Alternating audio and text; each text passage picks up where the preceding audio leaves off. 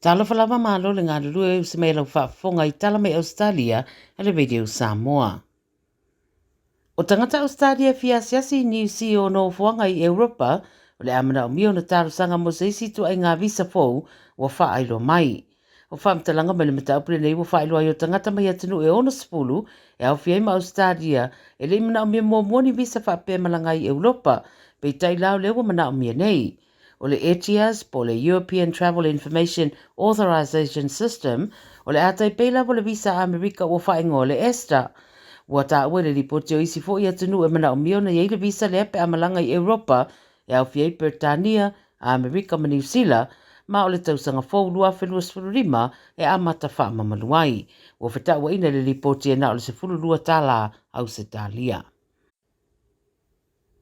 Wali patela so ile 9 News so ile ato e utuina valele le malai valele I sini refuelers ua fuafua e whaatino le lato te te se puru roi tula e te te e ile momuso le Ampol Aviation whaamneino lato mana o ngai whaatau te tongi ma le whaamautuina o ngā ruenga. O le solo te te ua fuafua ino le awa ia ile whaase e se o le siria ma le 5 tangata whai ngā ruenga mai iawa no whai ngā ruenga refuelers I si fuel aspirator le vasa nei. Whaamtaranga me le UNITWU ta wai ele iei lava se marianga o iei ma le Ampol I le mataupule nei e ui ua mai ale ono masina o whiutana inga. I te tono le tolu tausanga e na o le tolu tesi ma le 5% le si itanga o te tongi na maua e ia tangata whainga luenga.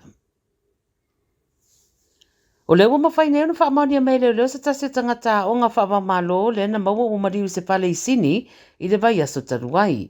O ia leo Xiao Ting Wang e lua sutasi tausanga mai saina o le tamaita I aonga ma wai Malaysi fo I tama aonga mai saina e lua sutasi tausanga I le whale lava lea e tasi ua maliu foi. E o mai le teminei o lo whai a peso e suenga o le nei whalavelave ma taro sanga ina ni se si la pieni whamtalanga I a fesoso ni ane. Pai mai leo e to tere tangata I Bearwood ma isi vaenga o sini o lo ia ia fianga me le nei whalavelave mai peila wa fo to tere o nisi o tamaitia o ngā whaamamalo e malanga mai le atunu moa o onga mawanoa a se tūlanga whaanoa noa le tele le whaai unga ua iai.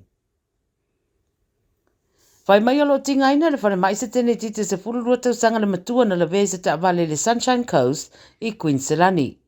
Wala wane so soani whaambawe Maroochydore po le lata I le valu le taiao I le watupu lea whaalavelave mata ua I tingaina manu anga le tene titi. Lo iei leo le no whanga na tupo I le whaalavelave mo le whai o so suenga au nisi li poti mata ua I le tene titi nanga iane I se scooter au le taavale le Kia 4 nanga I se mai ma se driveway a feto a iei ma le tene titi ma lana wila. Le taavale o le taavale e lua sutasi tausanga o se tamaita I foi mai Maroochydore lava lo siringia nei e leo a ua whautua ina a taavale ia alofia mangala ia a whaatino le suenga.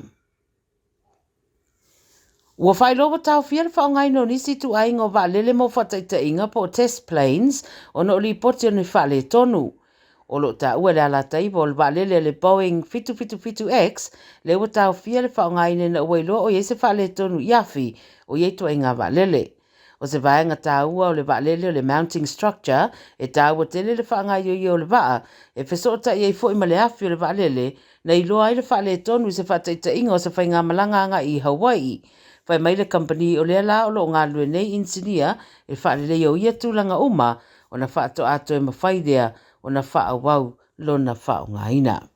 O tala nā le radio Samoa, ma fwoi lau whaafunga mai le nei a salulu, to e mau fwoi seisi whaapoponga le temi whaapenei mo le aso a tai au, manuia ngā nuenga o whenga iai whaasoi fwoi.